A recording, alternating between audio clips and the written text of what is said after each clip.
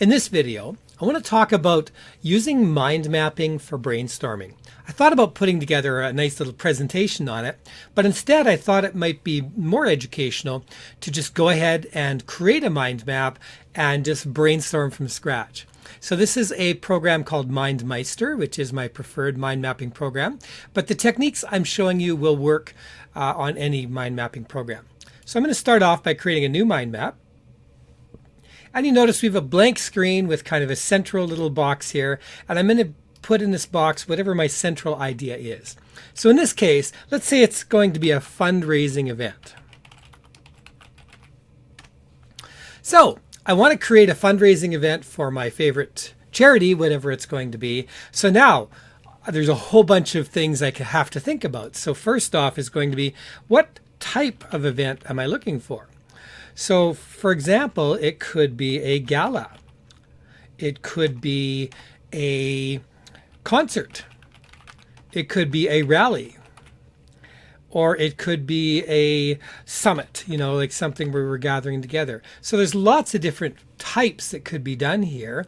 And there's also different themes that could be done for each of these as well. You could do themes such as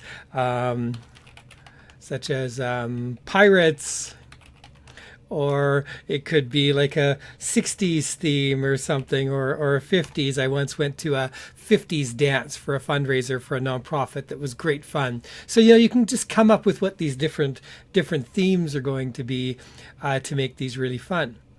So that's one area we have to look at. So in order to create these little sub branches and branches I'm doing here, I hit the Enter key to create a new sort of subtopic at the same level. And then I hit a tab to create the next level ones. So now I want to talk about, okay, the venue is going to be critical. So before I do the venue, I'm going to need the date. And now I need to know, am I going to do a multi-day? Or am I going to do like a single day? Or am I going to do an evening? So it all depends on what you're doing, of course. If you're doing a gala or maybe a concert, it might be a 1 day, or a concert could even be a 3-day thing. So there's many different ways to do this. So what are some of the costs going to be involved? Well, the cost, we have the venue cost. We're going to have advertising costs. We're going to have catering, possibly. So this is, we can put a question mark. Do we want food? But we'll probably at least want beverages or something like that of some sort. Or perhaps it's going to be a food trucks outside, so if it's an outdoor event. So there's lots of different ways to look at this and to do the catering and these kinds of different things. And let's look at how are we going to get money. So how is this going to earn money? How is these actual fundraising happening? And you can sell tickets. You can ask for donations while you're there. You can do raffles, draws, where people are buying tickets and things like that. You can have a silent auction or a live auction. You can sell merchandise. So there's lots of different ideas here for the venue. We might have to say, okay, are we going to be doing any decorating or staging? If it's a concert, we're going to say, where can we find what style of music? So you could do oldies. Or if you're trying to get donations or attract a young crowd, you could do, whatever the latest music is there. So you can figure out what it's going to be. You can have show bands, or it might be a classical evening. So there's really no shortage of different options that we have for all of this. For catering, you might have to figure out, if I'm going to do beverages, do I need a liquor license?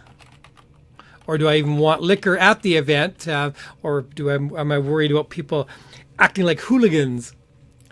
So another fun thing to do with decorating and staging might be to create a selfie wall background. I might have to say, okay, costs do we have to Is there any staffing we need? So for example, you probably would need a bartender if you're going to serve drinks. And how much of it can we do with volunteers?